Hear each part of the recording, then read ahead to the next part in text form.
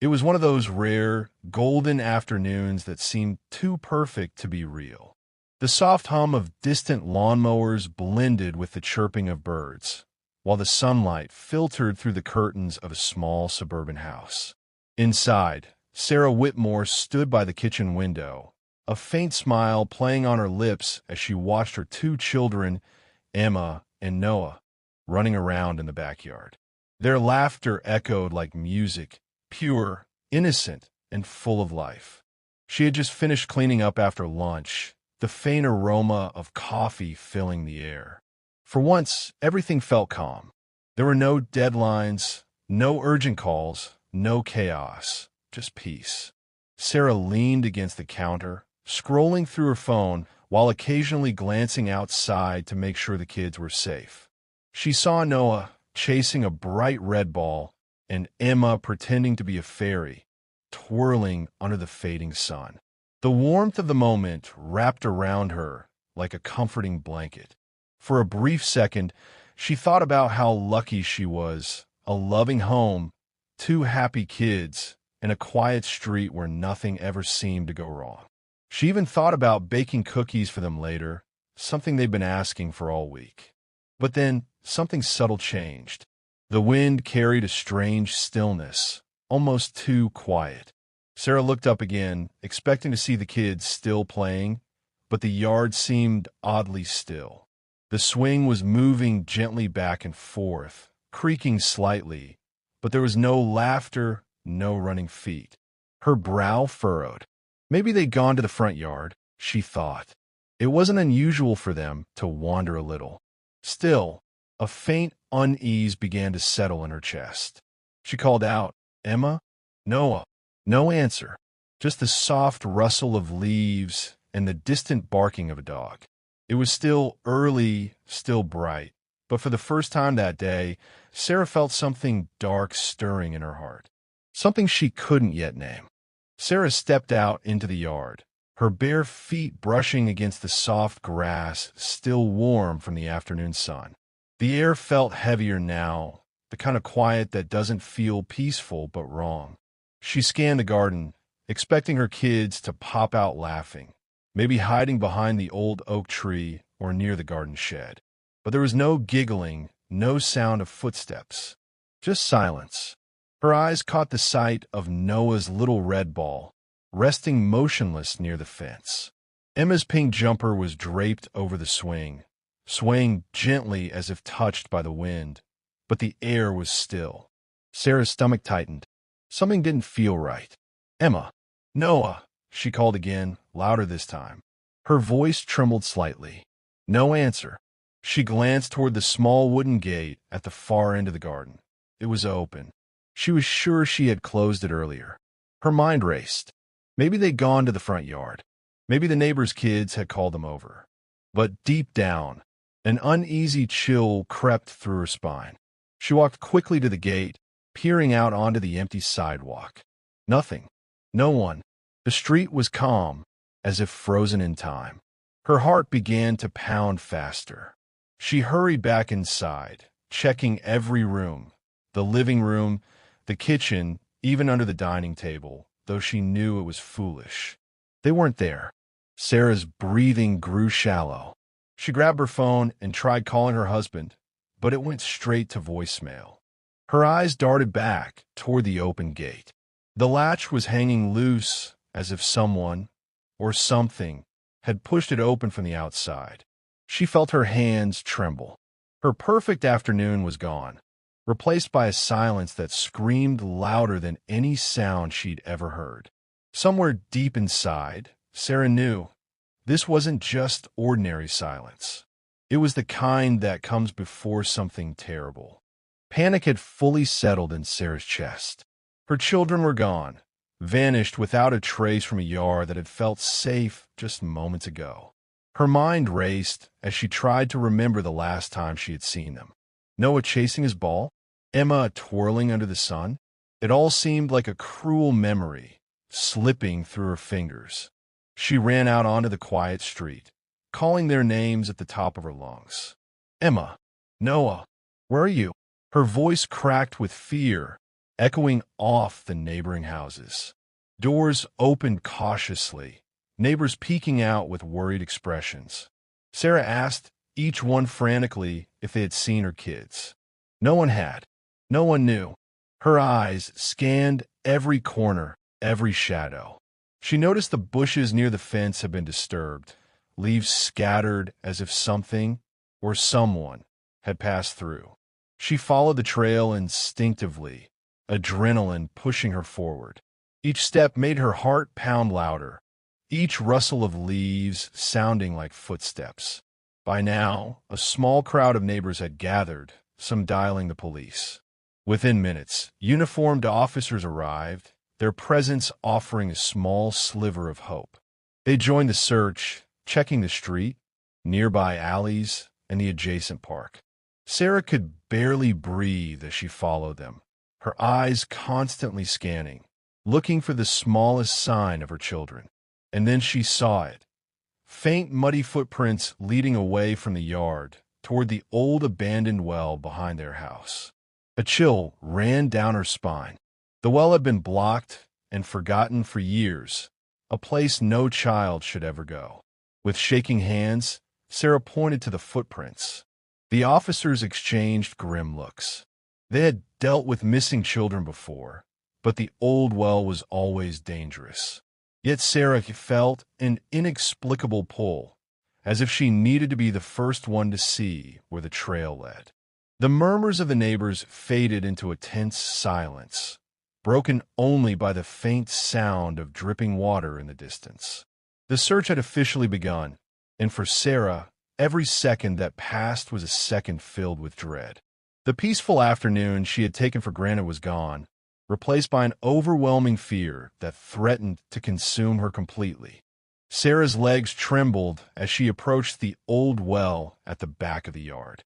The wooden fence surrounding it was broken, vines crawling over its edges like creeping fingers. The faint, muddy footprints ended at its rim, disappearing into darkness. A shiver ran down her spine. She could hear the faint rustle of leaves, the distant hum of the neighborhood, but something else was there, a low, almost imperceptible sound. It started as a whisper, barely audible. Sarah froze. Is that crying? She thought, her heart hammering painfully in her chest. She called out again, her voice quivering. Emma, no! The whispering ceased. Silence returned. But then, just as she leaned closer, it came again, faint, fragile sobs echoing from deep within the well. Her stomach churned. She fumbled for her phone, using its flashlight to peer down the dark hole.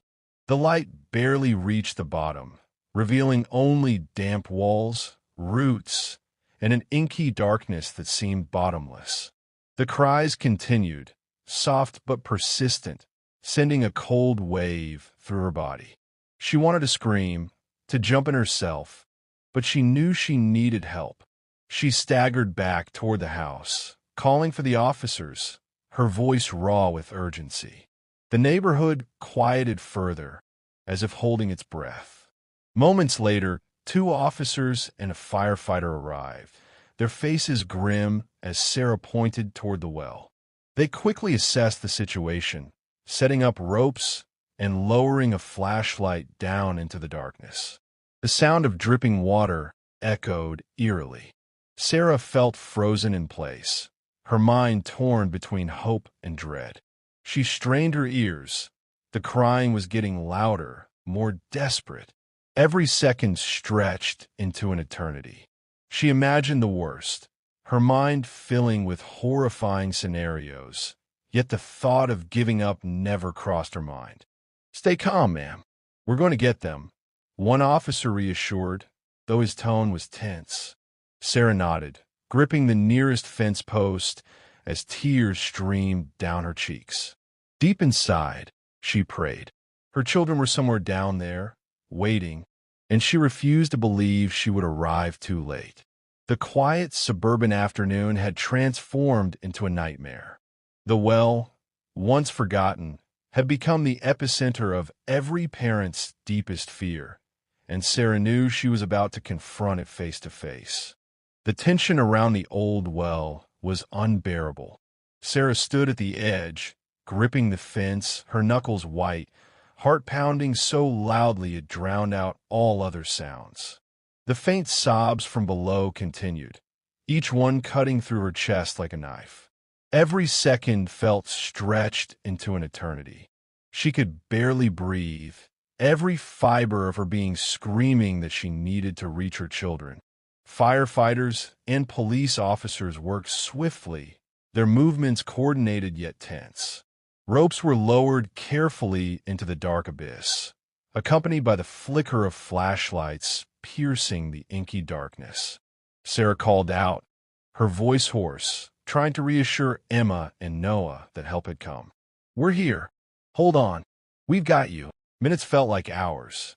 The children's cries grew more urgent, more desperate, but each time they echoed, it reminded Sarah that they were still alive. A firefighter reached down first, feeling along the bottom walls of the well, calling the children's names. Then she saw it, a small hand gripping the rope, trembling but determined. One by one, Emma and Noah were lifted out of the well. Shivering, drenched, and frightened, they clung to the rescuers as though their lives depended on it, because in truth, they did. Sarah lunged forward, wrapping them in her arms, sobbing uncontrollably. She held them tight, refusing to let go, murmuring over and over, "You're safe now, you're safe." The neighbors who had gathered nearby let out sighs of relief, though the tension still hung heavy in the air.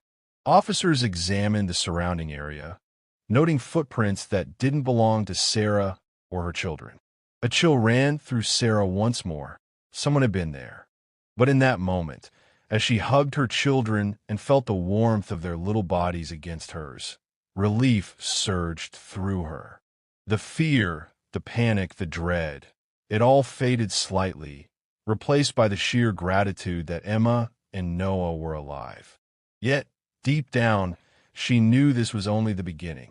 The well had revealed a terrifying truth, and Sarah had no idea how much more she would uncover in the hours to come.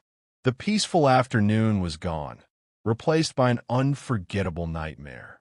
Even after Emma and Noah were safely back in her arms, Sarah's relief was only partial. The police were still examining the scene around the well, shining flashlights over the ground and studying the footprints that didn't belong to her or the children. The realization settled in. This was not a random accident. Someone had been there, someone who had intentionally lured the children to danger. The officers carefully followed the footprints leading away from the well, noting their size and depth. They appeared deliberate, confident, not the clumsy tracks of a panicked intruder. It became clear that whoever had done this had been watching the family for days, possibly weeks. The very idea sent shivers down Sarah's spine. Later, the police reviewed security footage from neighboring houses. At first, there was only the faint flicker of moving shadows. Then, Sarah saw him, a figure she recognized immediately. It was Daniel Harper, a man who lived just 2 houses down. He had always seemed friendly, helpful, and trustworthy. Occasionally, he had even played with the children, smiled at Sarah when they crossed paths. But the footage told a much darker story. The videos showed him standing near the yard, waiting patiently as Emma and Noah played. Then, in one chilling sequence, he appeared to coax them subtly, guiding them toward the woods behind the house, and ultimately toward the abandoned well. Every gesture, every glance, seemed innocent on the surface, but in hindsight, it was calculated and predatory. Sarah couldn't believe it. Daniel Harper, a neighbor, a friend, had betrayed their trust in the most horrifying way imaginable. The thought that her children had been just moments away from unimaginable harm made her stomach turn.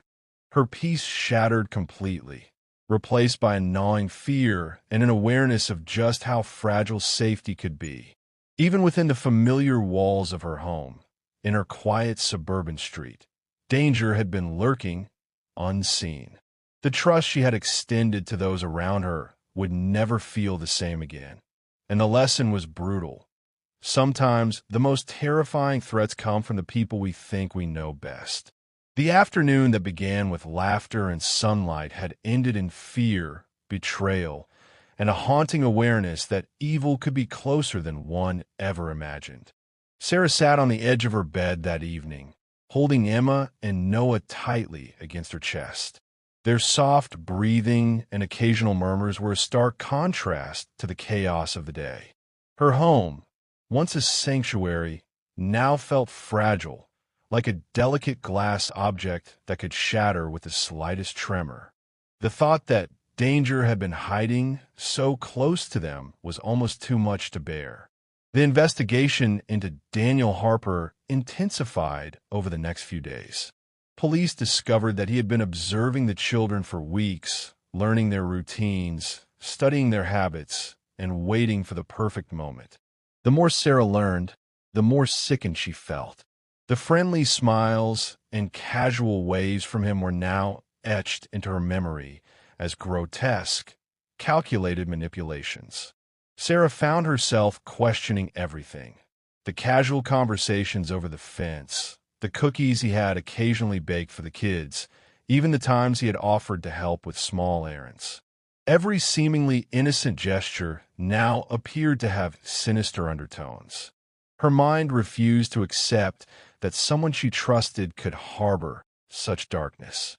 The children were physically safe, but emotionally, Sarah feared the damage might linger. Every sound outside her house, a creaking gate, the laughter of children, even the wind brushing against the windows, set her heart racing. She installed extra locks, surveillance cameras, and alarms, yet the feeling of vulnerability never fully disappeared. Therapy sessions with Emma and Noah helped, but Sarah knew the world had changed for all of them. She realized that safety was not just about fences and locks, but about vigilance, awareness, and sometimes the painful acknowledgement that danger can come from those closest to you. The laughter of her children, once a source of joy, now carried an undertone of caution. Sarah could no longer take a moment of peace for granted. She had survived a nightmare, and though her children were safe, the memory of that day, the open gate, the footsteps, the dark figure, would haunt her forever. The peaceful afternoons, the carefree backyard games, and the trust she once held for her neighbors were lost. And Sarah knew, deep in her heart, that life would never feel the same again.